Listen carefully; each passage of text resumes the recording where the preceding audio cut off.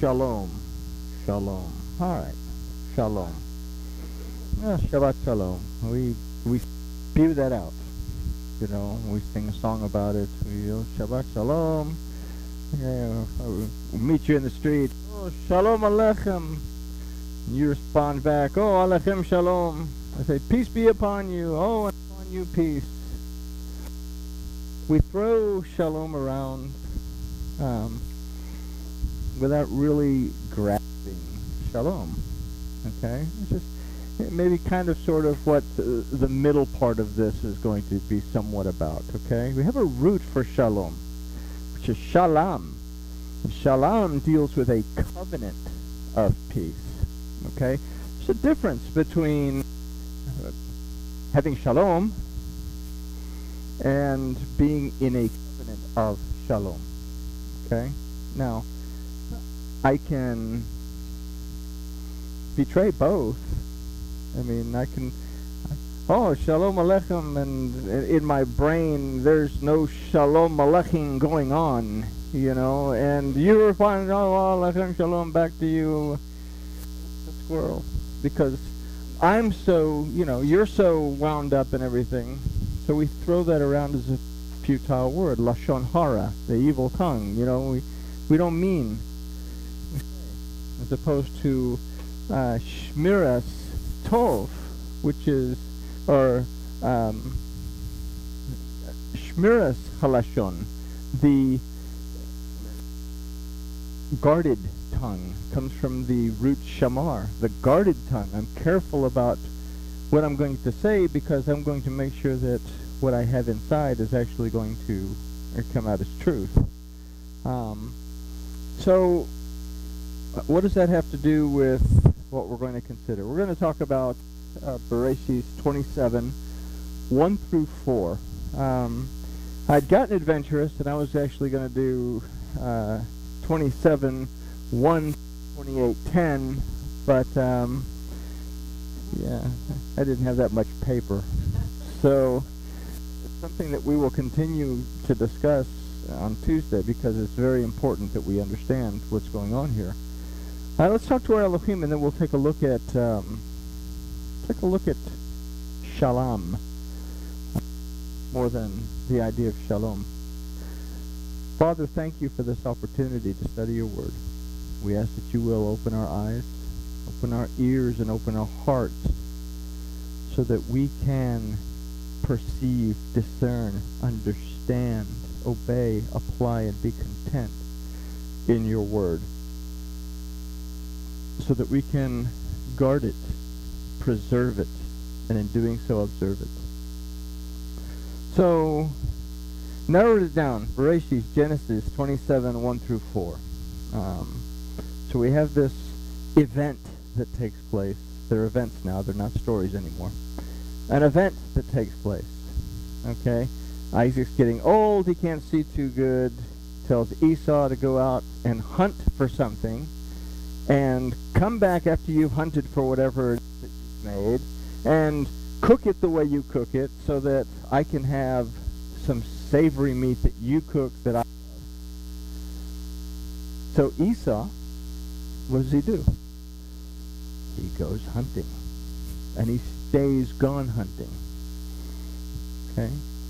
His priority isn't the blessing. His priority is to go out hunting. And, oh, okay, well, I'm going to take my time. I'm going to enjoy this, you know. Jacob accepts the fact that Esau's going to get the blessing.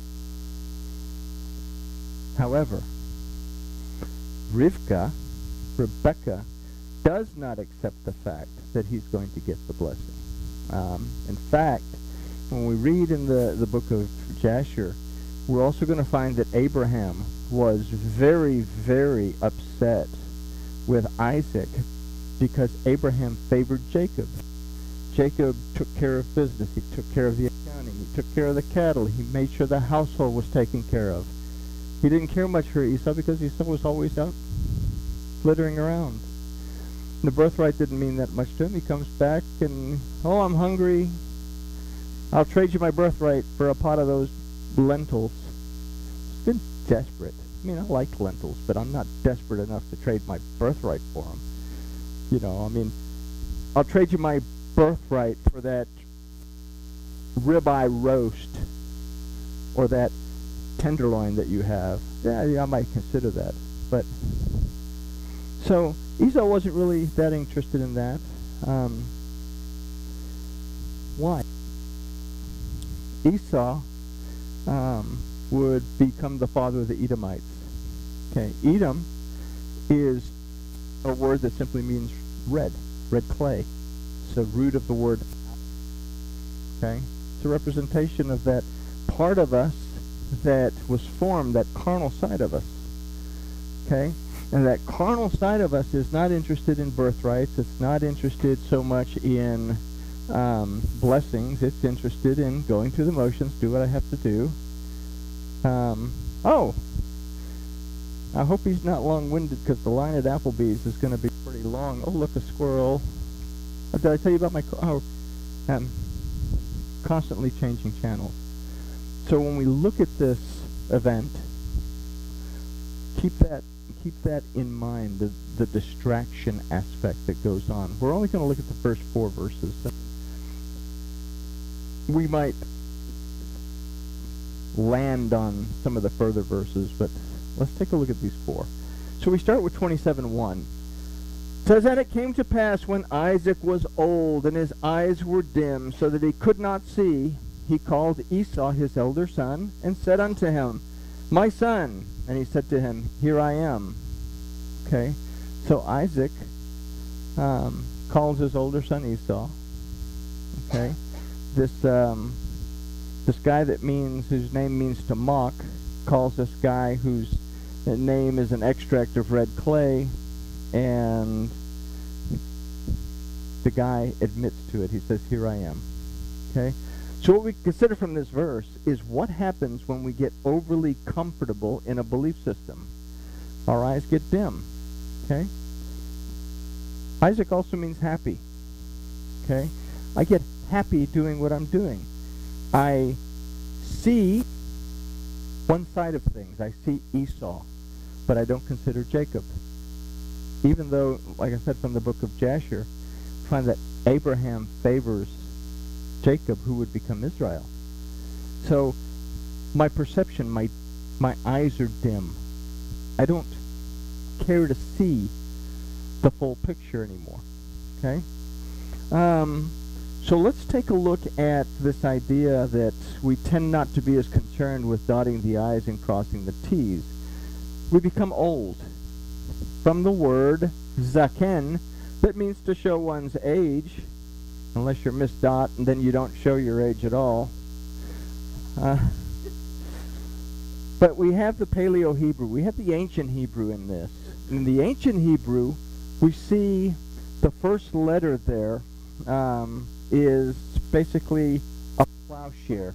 Okay, the word is the letter is Zion, that means sharp-edged instrument, weapon, but it comes from the root zan, that means to nourish. Well, what did you do with this plow? You plowed up the ground, you planted seed, it would nourish. Okay, so the Paleo-Hebrew tells us stories. In the middle, we have this letter Kaf. Now, Kaf, in this case, is drawn like an axe. It also is drawn with a horizontal line with a circle in the middle. Basically, what we see here is an idea of division. We're either in or we're out. It's either sunny or it's dark. Okay, so an idea of division, separation. And then we have this letter Nun that looks like this little snake, but it's actually a seedling that's sprouting a root. Okay, so when we look at Nun, okay, the first time we see it is in the word Nefesh, that means living things, or Nefeshim means living things, from the root Nefesh that means soul. But the idea in this Paleo-Hebrew, this ancient Nun, is the idea of prospering, growth. So when we look at all these things together in our later years, okay, our lives are divided between continuing to prosper and grow and continuing to find nourishment and protection. We are on the line between what a real relationship with our Elohim is and the fact that we have to take care of all the stuff that we have to take care of. I want my surety bonds to do their thing. I want to increase my investment portfolio because I'm going to need it. So I'm more concerned about my business, and then, oh, look, it's time for Shabbat. I'm going to go to Shabbat. I'm going to hang out.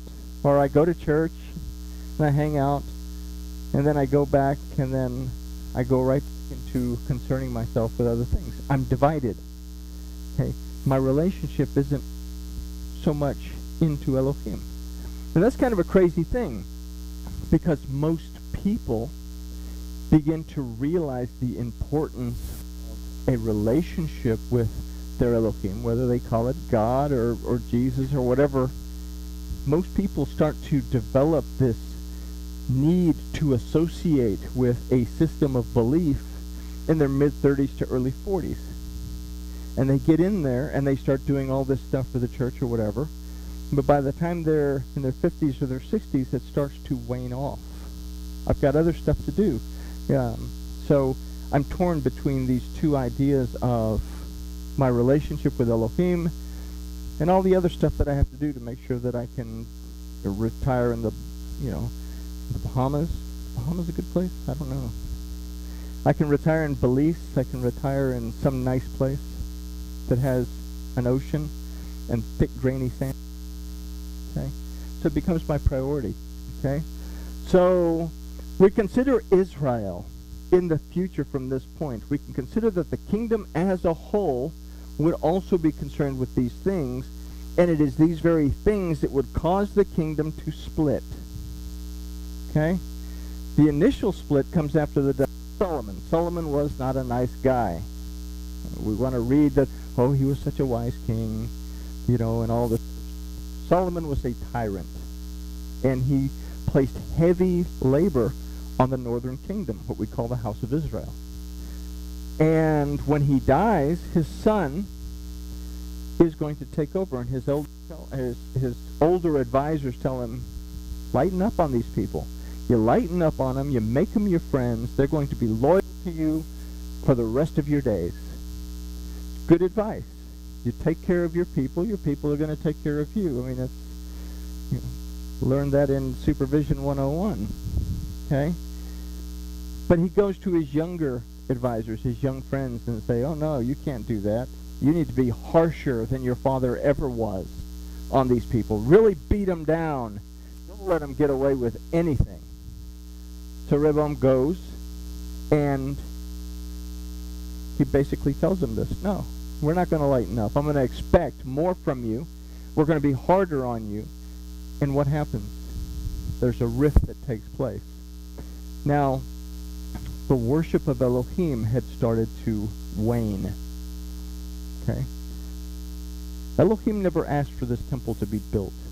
Elohim was perfectly fine in a tabernacle. David desired it.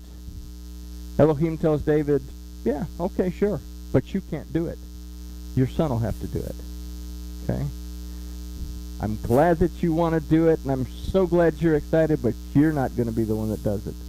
So David begins to store all these materials and prepare all this stuff and get laborers lined out so that when it comes time for Solomon to build, all this stuff is already in place.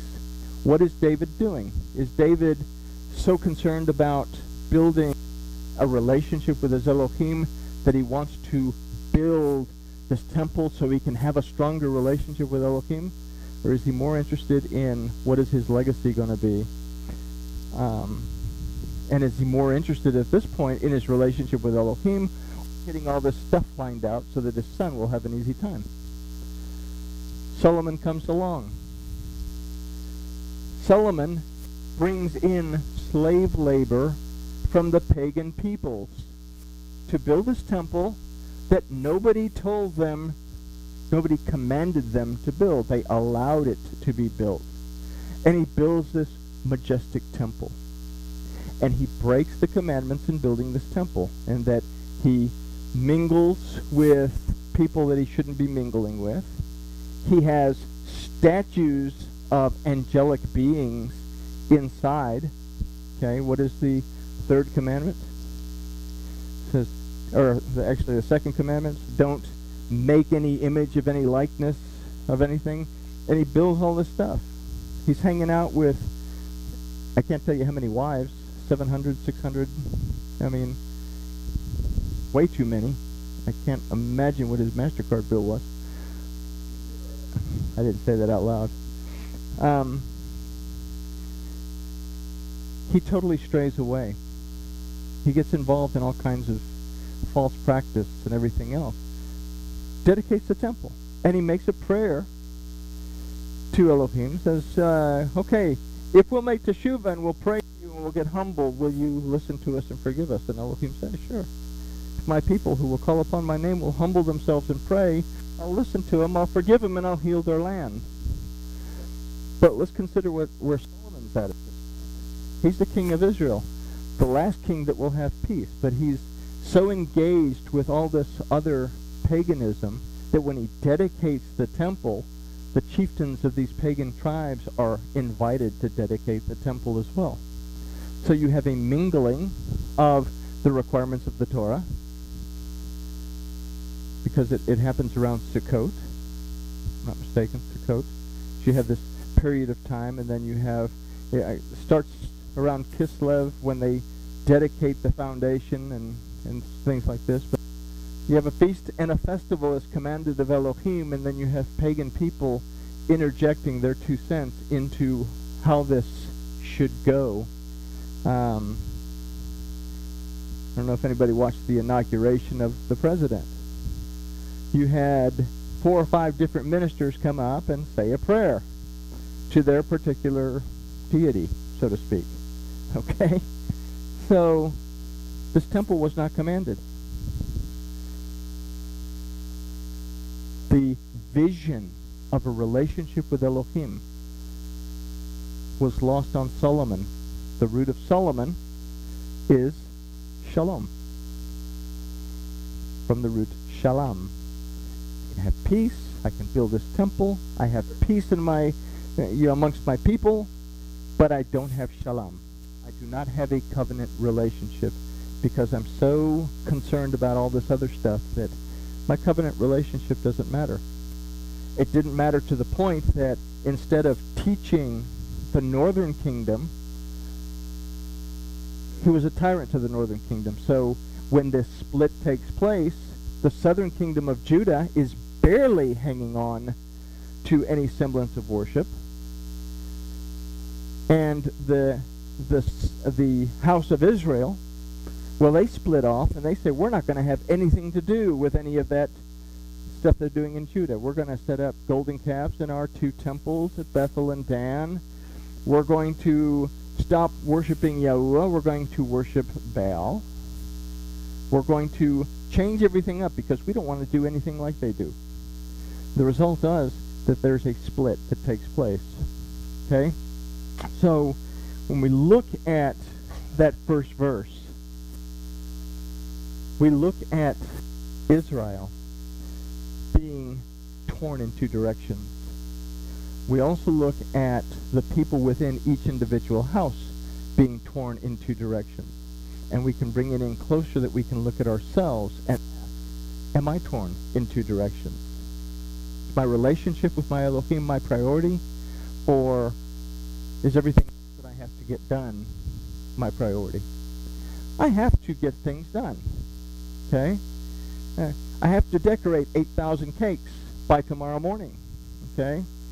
I have to hammer out a bunch of knife blades because I have orders that are coming in. I have to do that.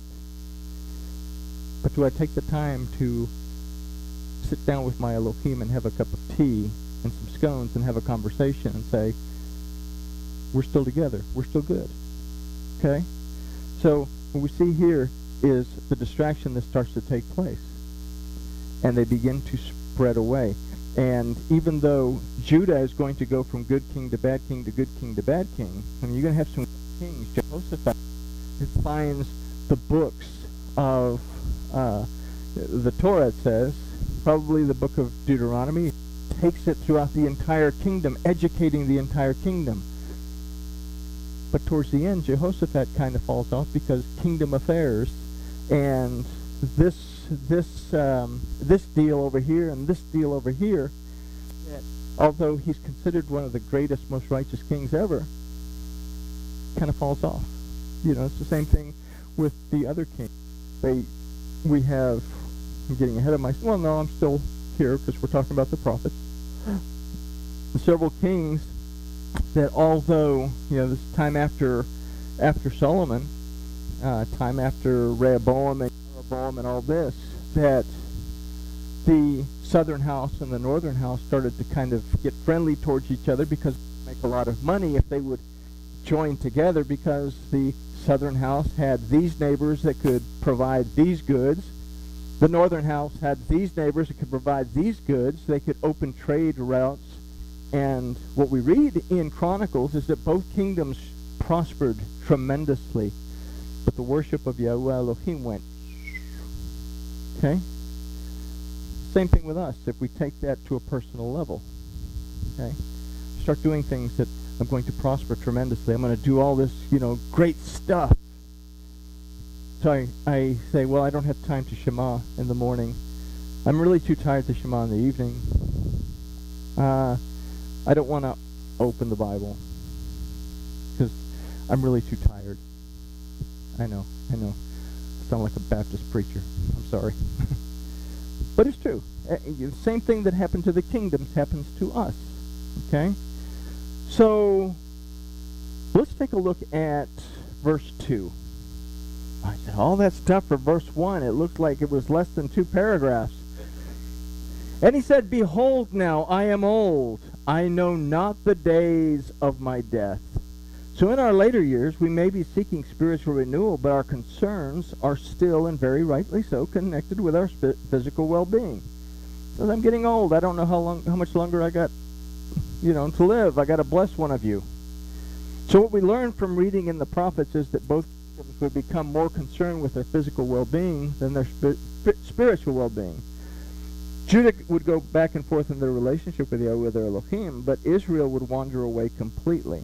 They would become fragmented, and we have this beautiful event that takes place where Yahusha says, all right, well, we have all these people, 5,000 or so, feed them. And Philip blows a vein, says, how?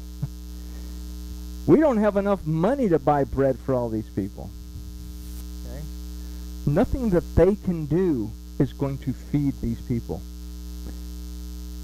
So they find a little boy that has 5 loaves and 2 fishes, and we know the story. 5 books of Torah, 2 houses. Feed everyone. Then they go out and they bring back the fragments and they fill up 12 baskets, that through Yahusha, the restoration of the kingdom would take place.